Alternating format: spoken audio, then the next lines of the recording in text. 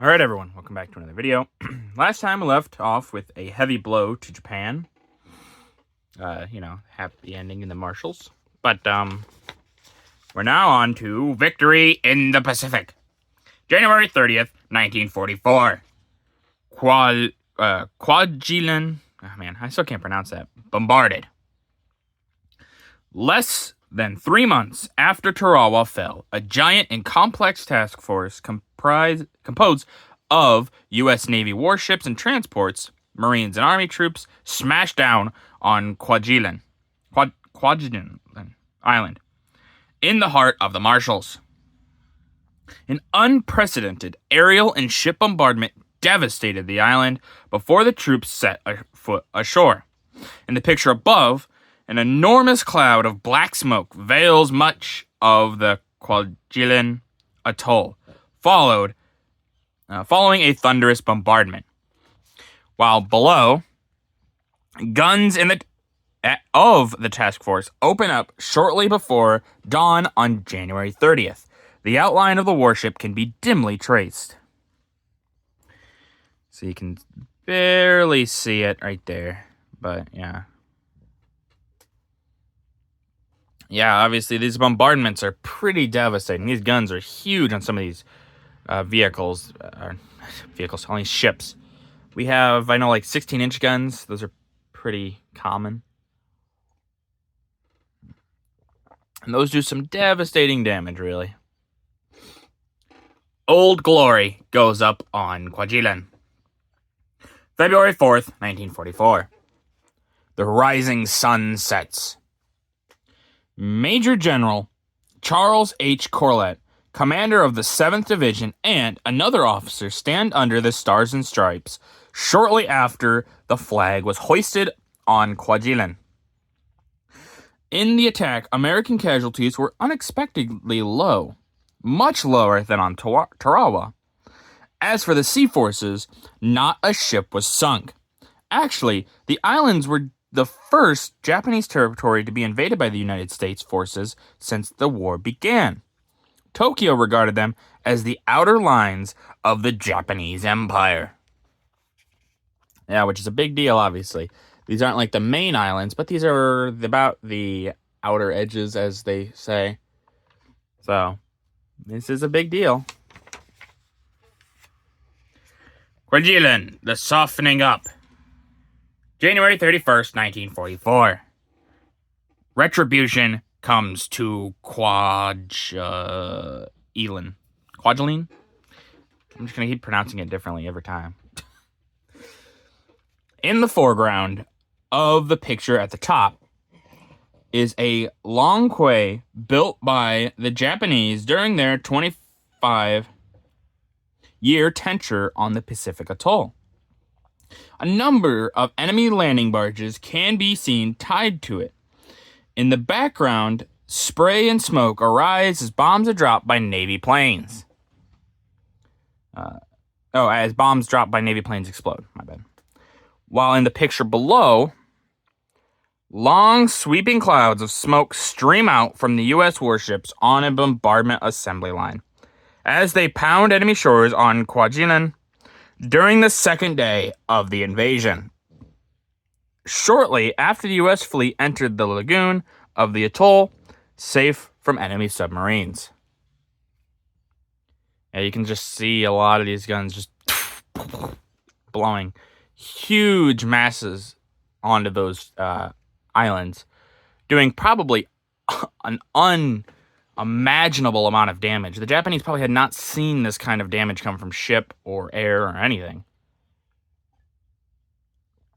Actually, in the previous episode, they even said this is probably the largest at the time bombardment, which is very likely. This is a lot of... The only other time that a bombardment of this size may have been seen would have been in the First World War on the trenches, with their rolling artillery. So the Russians cross the Estonian border. February 2nd, 1944. Red Army scores on 3 fronts.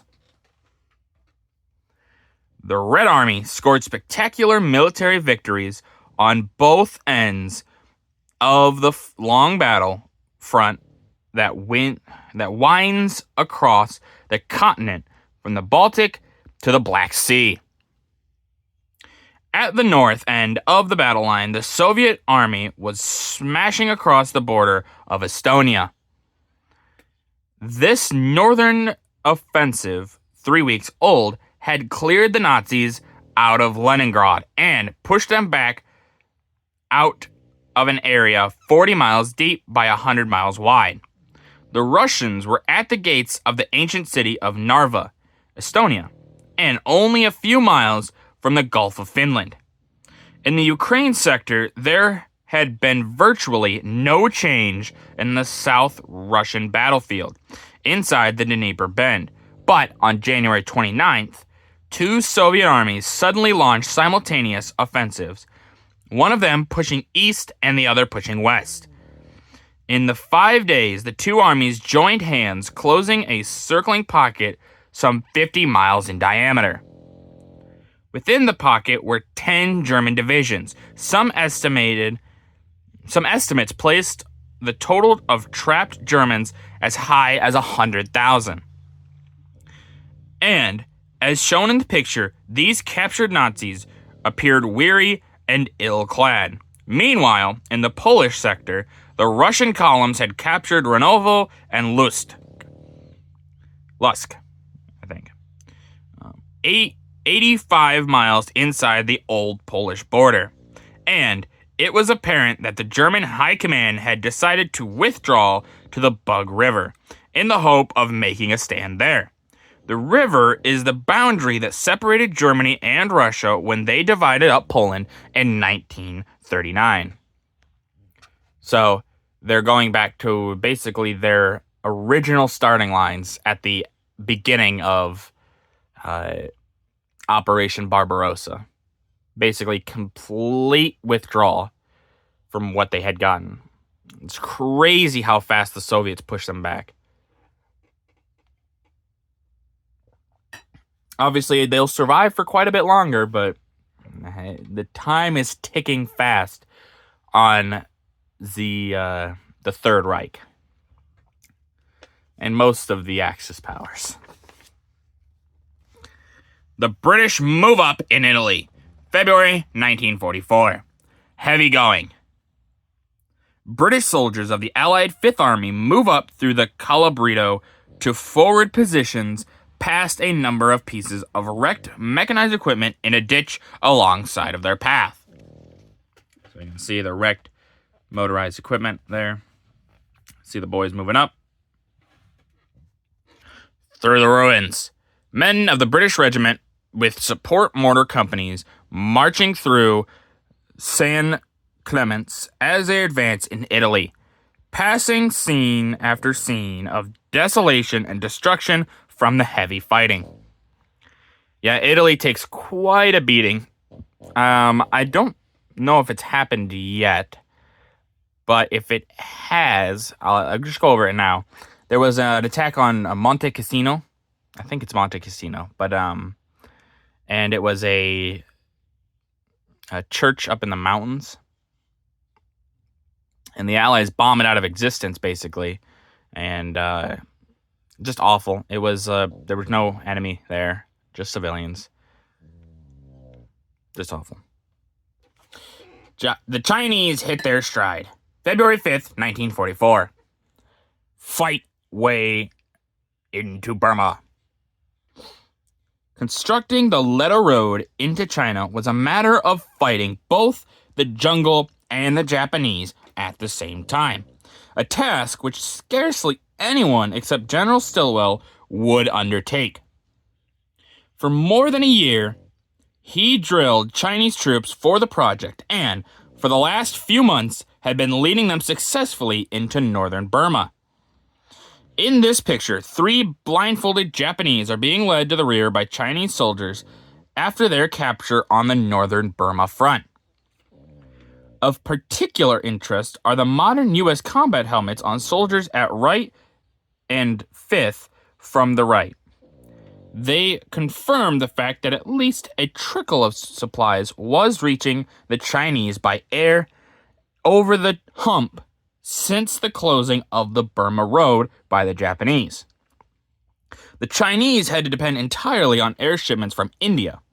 It was hoped that the Little Road would provide supplies more plentifully. Yeah, so China obviously needs a lot of war supplies, just like many people do from the United States.